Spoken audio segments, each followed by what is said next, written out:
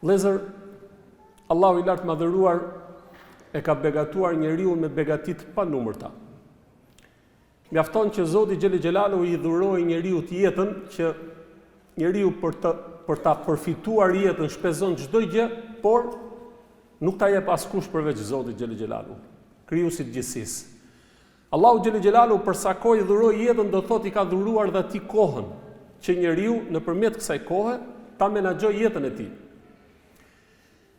Për të treguar rëndësisë sa e madhe dhe sa e rëndësishme është në jetën e njeriu koha që ai posedon, që Zoti Xhelel Xhelalu ja ka dhënë, mjafton një fragment ose një ngjarje në kohën e profetit alayhis salam të tregon se sa e rëndësishme është.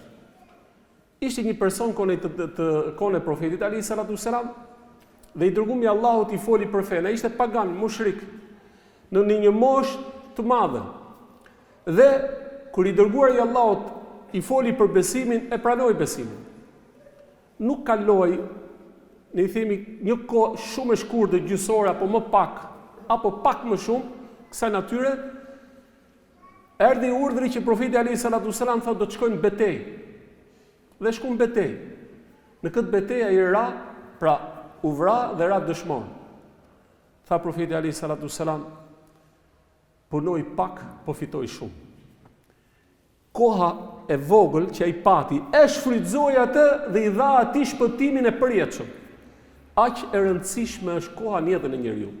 Ju tregoj dy ngjarje, dy fragmente që tregon rëndësinë e madhe që ka koha në jetën e besimtarit.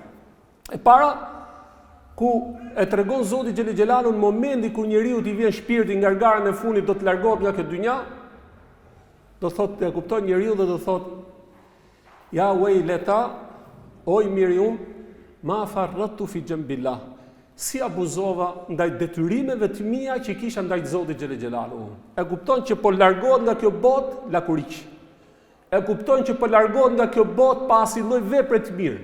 E kupton atë pendesën e tij, por nuk vlet më kjo lloj pendese.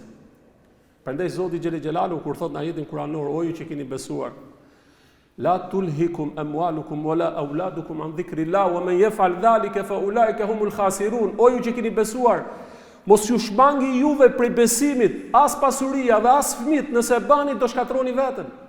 Pastaj thot Zoti wa anfiqu mimma razaqnakum, jepni nga ajo që Zoti ju ka dhënë. Jepni nga ajo që Zoti ju ka dhënë. Thot para se t'ju vi vdekja, dhe në këtë moment do thot njeriu, o Zoti, më kthe dhe i herë t'jap nga ajo që unë nuk dhash dhe unë do t'jen për njerëzve të mirë. Nuk funksionon më. Në këtë moment do thot njeriu e kupton që gjithë jetën e tij a tregu koprac, gjithë jetën e tij nuk ka bërë vepër të mirë dhe kur i vjen vdekja thot o Zot, më kthe dhe i herë të bëj atë që unë lash masdore, abuzova, nuk e kuptova se sa e rëndësishme është jeta ime, sa e rëndësishme është koha, abuzova në këtë gjë, o Zot, më kthe dhe i herë. Nuk funksionon. Thot Zoti, pra në ajetin kuranor, dhe Allahu nuk e kthen më njeriu kur i vjen exheli i tij. Baron. Zoti ta dha mundësi në këtë moment. Në këtë moment e kuptoi njeriu se sa e rëndësishme është koha dhe jeta e tij. Dhe e dyta, fragmenti i dytë është kur njerëzit ditën e Kiametit do ndahen. Dikush do shkojnë në xhenet, dikush do shkojnë në xhehenem. Dy vende ka atje, nuk ka tre. Dhe në momentin kur njeriu do të shkojë në zjarrin e xhehenemit, këta njerëz sot Zoti do të fillojnë do të ngjohen britmat e tyre. Dhe do të thonë Rabbena, o Zot, Rabbena akhrijna minha wa in udna, o Zot, na kthe dhe i herë në këtë dynja, se wallahi nëse kthehemi prapë zjarrin jemi të padrejtë. Shkon. Ti mund ta kërkosh, por nuk funksionon më, sepse Zoti ta dha mundësi. Ta dha jetën që ti të reflektosh, ta dha jetën që ti ta menaxhosh, ta dha kohën që ti me këtë kohë që ti të shfrytëzosh atë në dobinë tënde. Aq e shtrenjtë, aq e shenjtë është koha dhe jeta e njeriu. Kjo është e para për tregu vlerën e madhe të jetës. E dyta është se ai që ikën nuk kthehet më kurrë. Kjo ditë që ikën, ky adhurim që ikën sot nuk kthehet më kurrë. Prandaj thoj dietarët, ajo që ne themi kaza, po ti ku i namaz, fale herë tjetër. Po ti ku pa arsye, ti mund ta falesh, po se ka vlerën. Thon dietarët, nëse një njeriu ka i hadith profetit alayhis salam thot, ai person i cili iku një ditë agjerimi, nuk agjeroi atë ditë. Ai kishte mundësinë, e kishte forcën, e kishte shnetin, e kishte kohën, i kishte gjitha, se agjeroi atë ditë. Wallahi gjithë jetën e tij ta agjeroi nuk e plotson atë ditë më kurrë. Sepse vlera e atij agjerimit është për atë kohë dhe për atë ditë. Gjithë jetën ta agjerosh nuk e zëvendëson më atë, se iku e kaloi. Prandaj do thotë, janë disa adhurime që bëhen për momentin se nuk përsëritet më. Prandaj Abu Bekr radhiyallahu anhu kur i la amanet Umerit i thotë, o Umer, janë disa obligime që bëhen natën mos i lën gjatë ditës. Dhe janë disa obligime ditën mos i bëj natën, se nuk funksionon, nuk bëhet. Pra, Zoti ka caktuar çdo gjë në kohën e vet. E shfrytëzove, fitove, abuzove, dhe e qertosh vetën, por nuk ka vlerë. Kjo është e dyta. Dhe karakteristike tjetër e kohës është se koha dhe jeta e njeriu të lëviz shpejt. Aq shpejt lëviz sa nuk e imagjinon dot.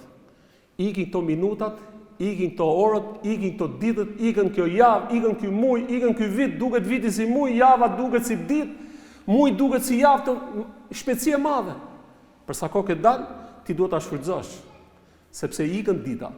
Dhe Zoti Xhelel Xhelalu na tregon neve në ajetin kuranor kur do t'i pyesi njerëzit, kur do të ringjallen para Zotit, dalin para Zotit, thotë Zoti, ora sa jetut në jetën e kësaj bote.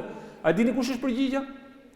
Përgjigja më e madhe është, o Zot, kur i thot Allahu kem labithtum fil ardi adada sinin, qalu labithna yawman aw ba'da yawmin fas'al al 'adin.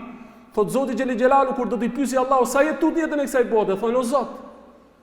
Përgjigja më e madhe është, jetumi ditë apo i pjesë ditës. Me ajet tjetër kur i pyet Zoti sa jetut, thot o Zot, jetum vetëm para dite, pak para dite, jo shumë. Asnjëri nuk thot i muaj, i javë, i vit, apo 10 vjet, apo 20 vjet, asnjë. Gjithë thonë një ditë apo pak, për treguar se kjo jetë ikën shpejt.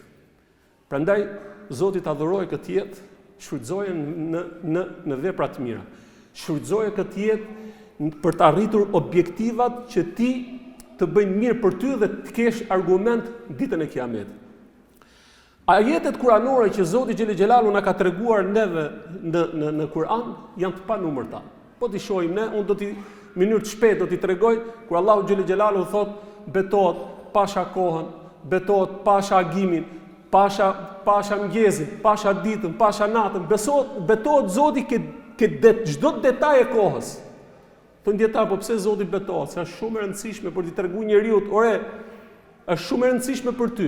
Vlerësoje, sepse Zoti vlerëson dhe për ty kjo kohë është një enë që ti do të depozitosh gjithë veprat e tua. Dhe kur dalesh para Zotit dhe hapet kjo enë, me çaj ke mush. Kjo ditë që ikën sot nuk vjen më kurrë. Kjo rini që ti iku sot nuk të kthehet më kurrë. Prandaj njeriu duhet ta vlerësoj. Prandaj thot Zoti ku ke sure Asr që është sure e shkurtër, do të pasha kohën, me të vërtet njerëzit janë humbje. Përveç atyre të cilët besuan, vepruan vepra të mira, e këshilluan njëri tjetrin në të mirë dhe e këshilluan njëri tjetrin në durim. Pra po të shohim ne, janë këta njerëz të cilët e vlerësuan kohën, po pse? Me adhurim. E vlerësuan kohën me vepra të mira, e vlerësuan kohën në dobit tyre. Pra nuk netën parazit, nuk netën dhe të abuzojnë me kohën. Jo, Zoti Xhelel Xhelalu thot, janë ata të cilët e shfrytëzuan kohën në dobit tyre.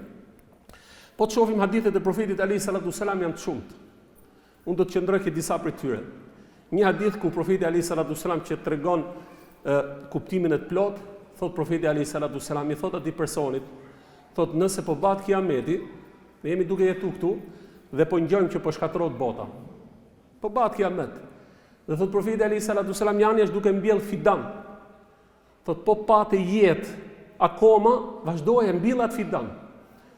Kështu vjen hadith. Pyetja është ore, po çe do i ta mbjellë atë fidan ku dynjaja po prishet? Çe do ta mbjellë atë fidan kur realisht nuk përfiton askush më për atë fidanit? Nuk është kjo. Profeti alayhi salatu sallam po na tregon ti si musliman dhe ti si i ri, shfrytëzo çdo sekond dhe çdo moment dhe çdo minutë dhe çdo orë apo çdo ditë që Zoti t'i jep jetë, shfrytëzoje për mirë.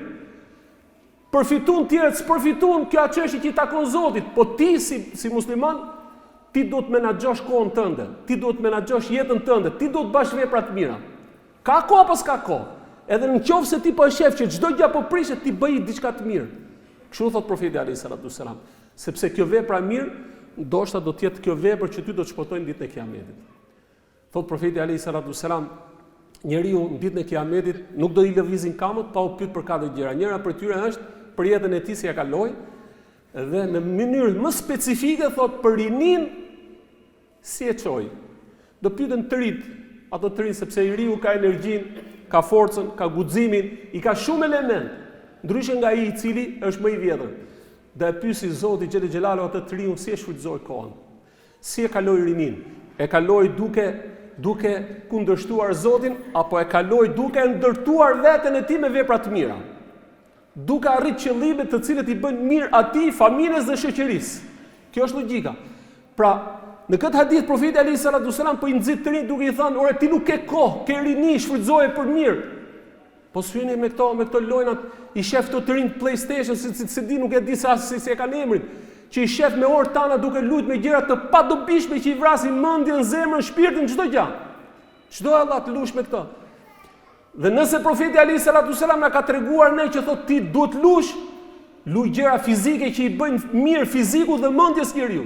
Thotë profeti alayhi salatu sallam 3 gjëra që e këshillon besimtarin: notin, kalërimin dhe qitjen. Po këto janë argëtim, pra ose sporte të tjera të cilët i bëjnë mirë fizikut.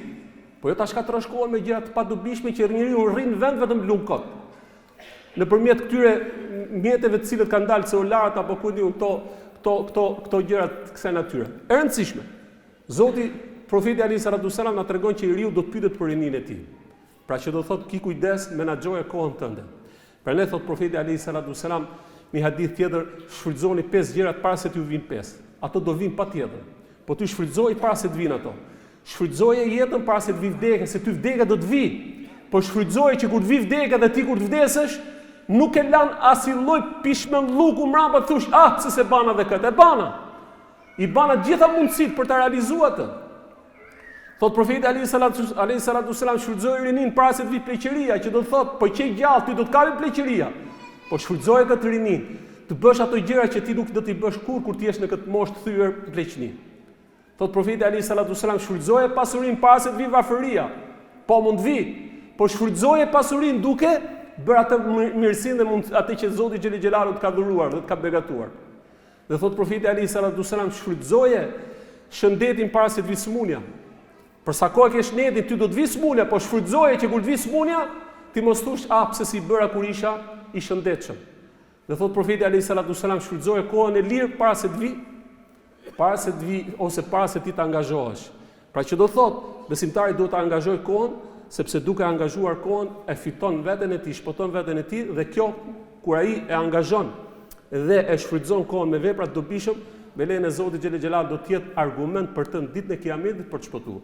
Elusim Allahun e lartë madhëruar që të na bëjë për atyre besimtarëve të cilët e shfrytëzojnë këtë jetë dhe këtë kohë që Zoti i ka dhuruar në dobi të tyre dhe që është në të mirën si në këtë botë ashtu dhe në botën e bërteme, dhe elusim Zotin xhelel xhelalu që të na japi sukses që ne ta shfrytëzojmë ashtu siç Zoti e don dhe është i kënaqur.